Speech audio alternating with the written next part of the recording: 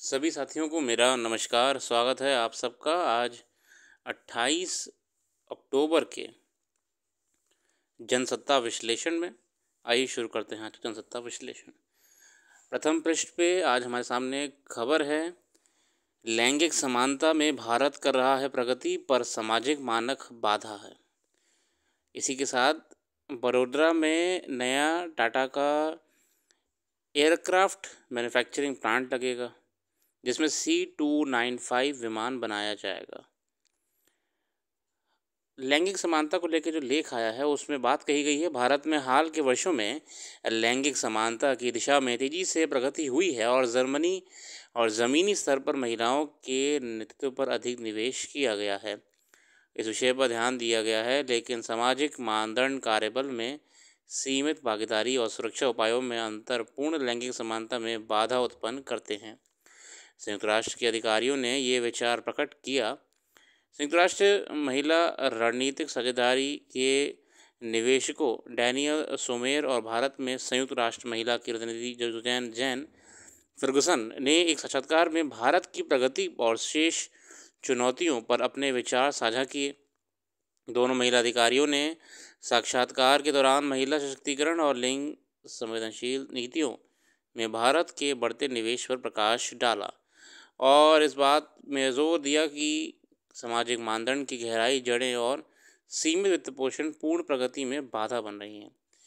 तो कुछ आंकड़े हैं। भारत में केंद्रीय बजट 24-25 की लैंगिक बजट ब्यूरो के मुताबिक, जेंडर बजट ब्यूरो के मुताबिक रिपोर्ट के मुताबिक जेंडर बजट सर्वे, भारत ने हाल के वर्षों में पर्याप्त वृद्धि देखी है, विशेष रूप से लिंग उत्तरदायी बजट में जेंडर बेस्ड बजटिंग बढ़कर 6.8% हो गई है। फर्गुसन ने कहा कि सार्वजनिक निवेश में यह वृद्धि महिलाओं के जीवन को बदलने के लिए महत्वपूर्ण है, खासकर जब यह महिलाएं और लड़कियों की विशेष आवश्यकताओं की ओर निर्देशित हो।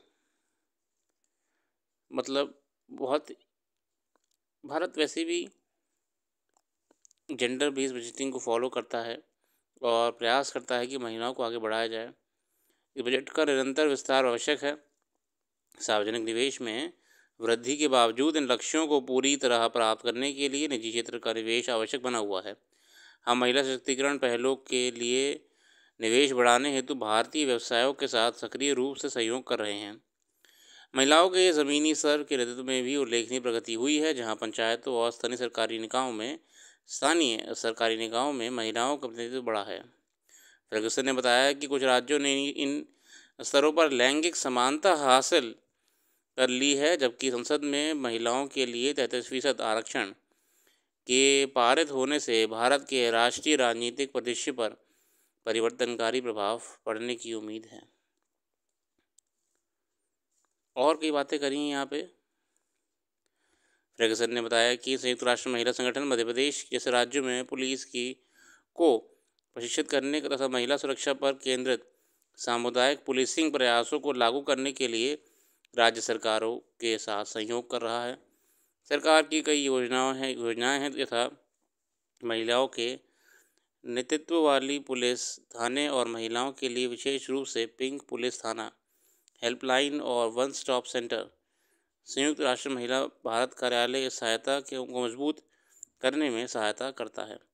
तो कई प्रयास करे जाते हैं, प्रयास जो कि महिलाओं के पूरे सामाजिक विकास में अपना योगदान देंगे। आगे बढ़ते हैं आज के संपादकीय की ओर और शुरू करेंगे कल्पमेधा से।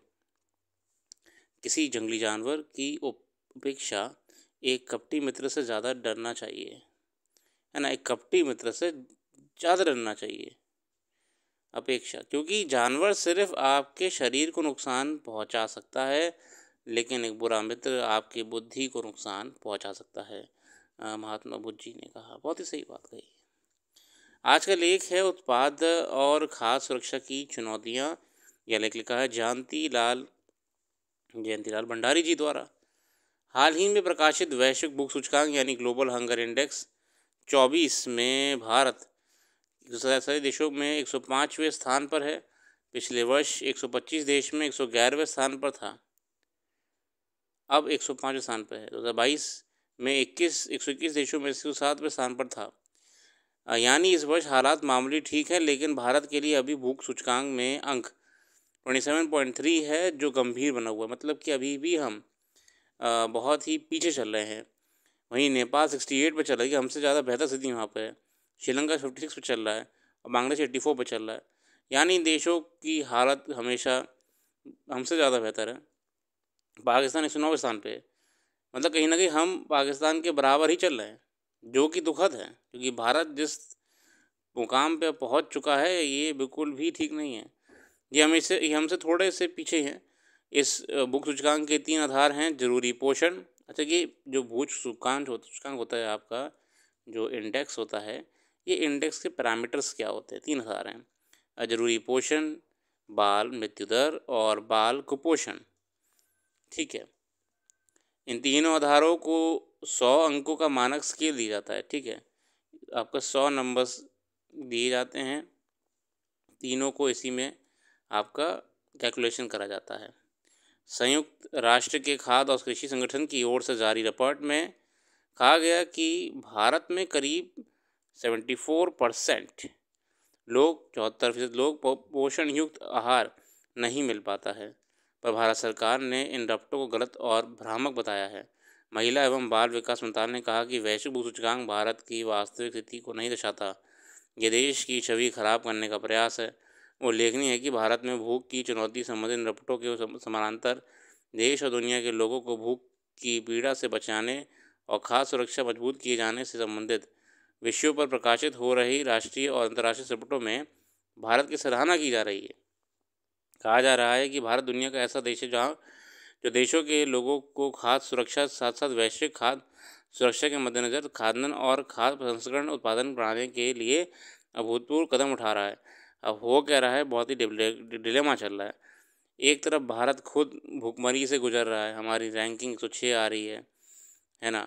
वहीं पे दूसरी तरफ भारत आपका ग्लोबली अन्य देशों को खाना सप्लाई कर रहा है। अभी हमने कुछ दिनों पहले नाइजीरिया को भेजा खाना, चावल भेजे ढेर सारे हमने, फिर कोई अन्य देशों को हम सप्लाई कर रहे हैं ग्लोबल फूड सिक्योरिटी को बेहतर करने के लिए। घाना को भेजा था अभी हमने, और खुद भारत भुखमरी से जूझ रहा है। खुद भारत भुखमरी से जूझ रहा है। तो ये अपने आप में एक डिलेमा, एक डायकोटॉमी है। आइए आगे देखते हैं। पिछले दिनों केंद्र सरकार ने टिकाऊ कृषि को प्रोत्साहित और खाद्य सुरक्षा मजबूत करने के लिए 1 लाख करोड़ रुपए से अधिक के खर्च वाली 2 बड़ी कृषि योजनाओं को मंजूरी दी थी। आपकी सस्टेनेबल एग्रीकल्चर को, लॉन्ग टर्म ग्रोथ एग्रीकल्चर को बेहतर करने के लिए 1 लाख करोड़ रुपए से अधिक के हमने आवंटन करा था। कृषि मंत्रालय का दावा है कि इन नई योजनाओं से जहां देश में खाद्यान्न उत्पादन बढ़ेगा, वहीं खाद्य सुरक्षा मजबूत होगी और भारत वैश्विक खाद्य सुरक्षा में और अधिक मददगार देश बन सकेगा, जहां भारत खाद्यान्न अधिशेष वाला देश बन गया है। वहीं वह खाद्य प्रसंस्करण वाला उभरता देश बन कर वैश्विक खाद्य एवं पोषण सुरक्षा के लिए समाधान उपलब्ध कराने की दिशा में भी काम कर रहा है। दरअसल खाद्यान्न प्रसंस्करण क्षेत्र कृषि और विनिर्माण दोनों क्षेत्रों का महत्वपूर्ण घटक है। पिछले दिनों नई दिल्ली में आयोजित वर्ल्ड फूड इंडिया 24 को संबोधित करते हुए प्रधानमंत्री ने कहा कि इस समय भारत दुनिया की नई खाद्य टोकरी और वैश्विक खाद्य सुरक्षा के लिए प्रतिबद्ध देश के रूप में रेखांकित हो रहा है। गौरतलब है कि अक्टूबर 24 में संयुक्त राष्ट्र की विश्व खाद्य कार्यक्रम तथा कई देशों के अनुरोध पर भारत ने गैर बासमती चावल यानी सफ़ेद चावल के निर्यात पर जुलाई 23 से लगाई रोक हटा ली थी। भारत ने इस निर्णय से जहां दुनिया में 140 से अधिक चावल आयात देशों के करोड़ों चावल उपभोक्ताओं को राहत मिली है, वहीं इससे भारत में चावल उत्पादक किसानों की आय भी बढ़ेगी। ये पहल कृषि निर्यात बढ़ाने और वैश्विक खाद्य सुरक्षा के मद्देनज़र भारत की अहम पहल है।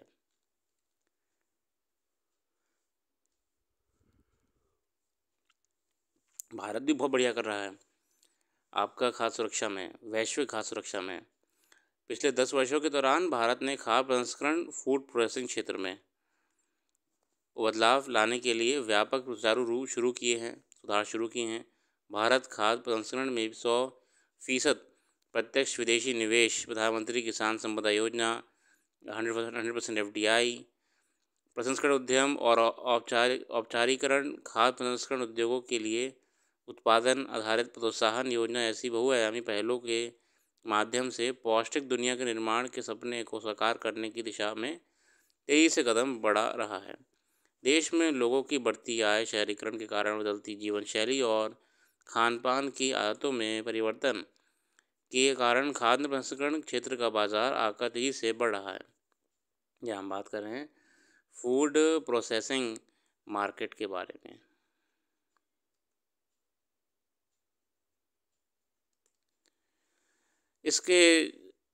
इसका जो बाजार आकर 22 में 886 अरब डॉलर था, 800 था, वहीं उस आगे बढ़ के 27 में 1274 अरब डॉलर का हो गया है। मतलब जहां 866 था वहीं अब 1200 हो गया, मतलब बिल्कुल डबल हो गया है। पर भारत रिकॉर्ड, और ये अनुमान आने वाले समय में नीतियों का एक कहीं ना कहीं रिजल्ट के रूप में आएगा, ठीक है ना। भारत रिकॉर्ड खाद्यान्न उत्पादन के बाद भी खाद्य प्रसंस्करण की ऊंची संभावनाओं को पर्याप्त रूप से मुट्ठी में नहीं ले पा रहा है। अब भारत में खाद्य संस्करण का स्तर विश्व के अन्य देशों की तुलना में बहुत कम है। भारतीय उद्योग परिसंघ की रिपोर्ट के मुताबिक भारत में कुल खाद्य उत्पादन का 10% तो से भी कम हिस्सा प्रसंस्कृत होता है। मतलब कि बिल्कुल 10% से भी कम पे हमारा पूरा प्रोसेसिंग सेक्टर चल रहा है। एक अध्ययन के अनुसार सब्जियों के लिए प्रसंस्करण स्तर 2.7% है, फलों के लिए 4.5% है, मत्स्य पालन के लिए 15.4% है और दूध के लिए 21% है। भारत के खाद्य प्रसंस्करण क्षेत्र में पीछे रहने का एक बड़ा कारण खाद्य भंडारण में बहुत पीछे होना, मतलब हम कहीं ना कहीं फूड स्टोरेज में बहुत पीछे हैं। अनाज के भंडारण की सही व्यवस्था ना होने की वजह से 12 से 14% तक खाद्यान्न बर्बाद हो जाता है। सबसे बड़ी समस्या ये भी है कि हमारे स्टोरेज फैसिलिटीज़ आज भी उस लेवल की नहीं है कि हम कुछ समय के लिए उस स्टॉक को स्टोर कर पाएँ और बाद में वापस से उसे हम यूज़ में ला सकें। कृषि उपज हासिल करने के तुरंत बाद किसानों को उसे बेच देना पड़ता है। देश में खाद्य उत्पादन की तुलना में भंडारण की क्षमता आधे से भी कम, करीब 1450 लाख टन ही है। खाद्य प्रसंस्करण क्षेत्र में बढ़ती आर्थिक निर्यात और रोजगार संभावनाओं का लाभ लेने के लिए इस क्षेत्र की बाधाओं का उपयुक्त निराकरण किए जाना चाहिए। खाद्य उत्पादों के प्रसंस्करण स्तर को बढ़ावा दिया जाना चाहिए। उम्मीद की जानी चाहिए कि खाद्य प्रसंस्करण क्षेत्र की नई PLI योजना से फसलों की कटाई के बाद हासिल शुरुआत में हमको इसे बताया गया कि कैसे भारत का जो ग्लोबल हंगर इंडेक्स में रैंकिंग है, ग्लोबल हंगर इंडेक्स में जो रैंकिंग है वो रैंकिंग चिंताजनक हो चुकी है। बीते लंबे समय से हम कुछ बेहतर कर नहीं पा रहे हैं, ठीक है। वहीं जहां हम छोटे देश 50-60 की रेंज में आते हैं, हम वहाँ 121 देशों में 106 की रेंज में आते हैं, बहुत ही नीचे। मतलब कि बस थोड़ा नीचे जाने पे ही हमारा पाकिस्तान आ जाता है। अब जो ग्लोबल हंगर इंडेक्स होता है, यहाँ बताया कि कैसे 3 पैरामीटर्स के आधार पे कैलकुलेट करा जाता है और उसी आधार पे देश को रैंकिंग मिलती है 100 पॉइंट्स के हिसाब से। भारत उसमें बेहतर नहीं कर रहा है। आगे हमने इसी में जानने का प्रयास करा कि कैसे भारत भले ही यहाँ बेहतर नहीं कर रहा, मगर भारत एक तरीके से विश्व में इस समय फूड बहुत सारा एक्सपोर्ट कर रहा है और कुछ तो उल्टा डोनेट कर रहा है कि घाना को दिया, नाइजीरिया को दिया है ह्यूमैनिटेरियन एड के नाम से। मतलब फ्री में नहीं दिया, कुछ ना कुछ रिटर्न में लिया है, मगर फ़िलहाल भारत खाना बांट रहा है जबकि खुद गरीबी से और भुखमरी से जूझ रहा है। तो ये भी एक अपने आप में डिलेमा चल रहा है। आगे आकर हमने जाना कि फूड प्रोसेसिंग सेक्टर जो है आपका फूड प्रोसेसिंग सेक्टर है, वो आज भी जो टोटल प्रोडक्शन होता है देश में, टोटल प्रोडक्शन होता है उसका ज़रा सा हिस्सा ही है, 10% से भी कम है फूड प्रोसेसिंग सेक्टर आपका। और ये कारण क्या था इसके पीछे? इसके पीछे लॉजिक क्या था कि हमारा इतना जितना ज़्यादा उत्पादन होता है, प्रोडक्शन होता है, फिर भी हमारा फूड प्रोसेसिंग सेक्टर इतना कम है। कारण है कि हमारे पास आज भी जितना उत्पादन होता है, उससे कंपैरिज़न में स्टोरेज के इंतज़ाम बहुत कम है ना? इतना सारा उत्पादन हो रहा है मगर स्टोरेज के इंतज़ाम बहुत कम है। आज भी कई क्षेत्र कोल्ड स्टोरेज से की कमी से गुज़र रहे हैं, जो कि सीधे FMCG market, foods processing sector पे नुकसान पहुँचा रहा है।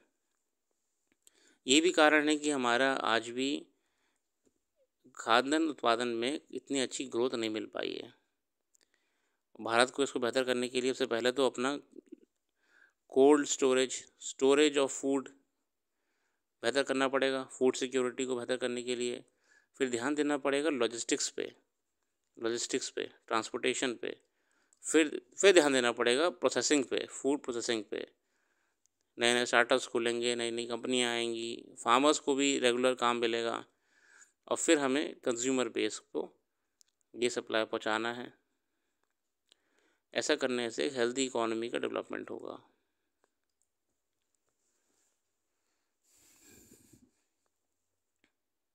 आगे बढ़ते हैं अगले आर्टिकल की ओर। ये आर्टिकल एक ओवरव्यू दे रहा है। अभी हाल ही में जर्मनी के चांसलर भी आए थे। संयोग के आयाम मौजूदा विश्व में जिस तेज़ी से अलग अलग देशों और खेमों में पुराने समीकरण नई शक्ल ले रहे हैं, संबंधों के आयाम बदल रहे हैं। उसमें भारत और जर्मनी के बीच बहुस्तरीय सहयोग के नए तैयार होते रास्ते बेहद अहम हैं। जर्मनी और भारत के 7वें अंतर सरकारी परामर्श यानी आईजीसी के आयोजन के दौरान दोनों देशों के बीच संबंधों का जो नया अध्याय खुला है, उसे काफ़ी उम्मीद लगाई जा रही है। यह सही है कि आर्थिक और सामरिक स्तर पर विश्व में कई स्तर पर खींचतान, तनाव और टकराव का माहौल चल रहा है और ऐसे में खासतौर पर भारत जैसे किसी देश के लिए संयोग के मोर्चा तैयार करना एक कठिन चुनौती है। गौरतलब है कि जर्मनी के चांसलर ओलाफ शोल्स के साथ भारतीय प्रधानमंत्री की बातचीत के बाद दोनों देशों के बीच कई मोर्चों पर सहयोग की घोषणा की गई। इसमें कई संधियां पर हस्ताक्षर किए जाने के साथ साथ द्विपक्षीय रिश्तों को और मजबूत करने की प्रतिबद्धता पर भी जोर दिया गया। भारत में बेरोजगारी की समस्या आम है तो जर्मनी में कुशल कामगारों की कमी है। इस लिहाज से देखा तो द्विपक्षीय बातचीत में जर्मनी ने भारत के कुशल कामगारों की बढ़ती मांग और यहाँ के प्रशिक्षित श्रमिकों के लिए वैश्विक वीज़ा की संख्या 20,000 से बढ़ाकर 90,000 करने पर बनी सहमति काफ़ी मायने रखती है। हमने कहीं ना कहीं वर्क फोर्स को और भारत और जर्मनी के बीच में शेयर करने की बात करी है। अब ताज़ा बैठक में रूस और यूक्रेन के बीच जारी युद्ध में भारत की भूमिका का भी जिक्र हुआ है और तमाम तमाम चीज़ों पर बातचीत करी है। आर्टिफिशियल इंटेलिजेंस से बात करी है, सेमीकंडक्टर पॉलिसी की बात करी है, क्लीन एनर्जी पे बात करी है।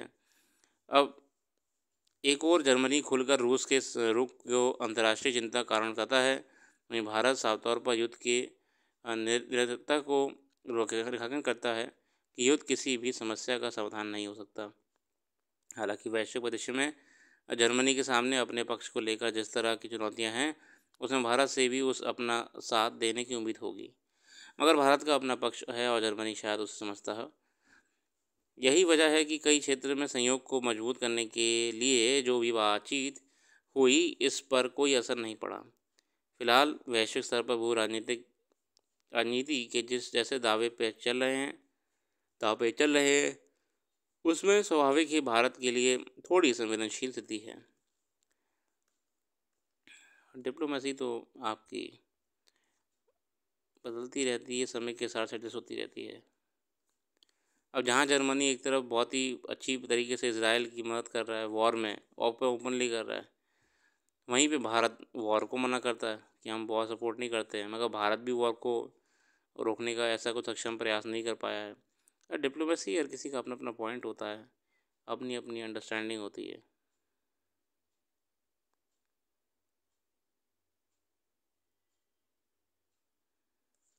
आगे बढ़ते हैं।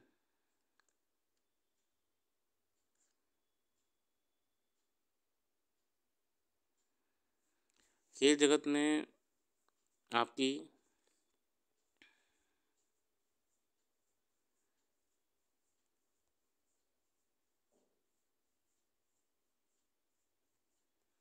ऐसी कोई विशेष खबर नहीं है।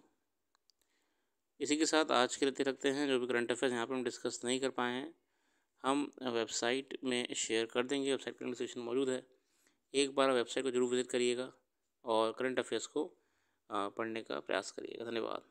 कर फिर आएंगे नई वीडियो के साथ। अपना कीमती समय देने के लिए बहुत बहुत धन्यवाद।